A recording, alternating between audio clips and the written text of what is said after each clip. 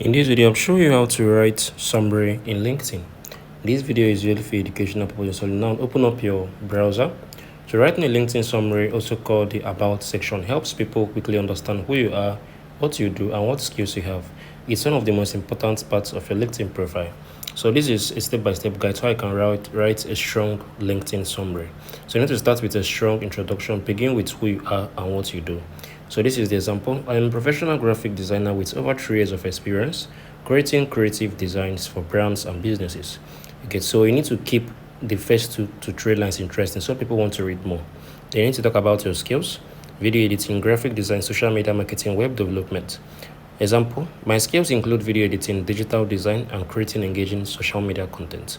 So you need to highlight your achievements, explain what you have accomplished or worked on, show your goals, end with a call to connect. You get. So this is an example of a LinkedIn summary. So if you found this video helpful, please make sure you like, share, and subscribe.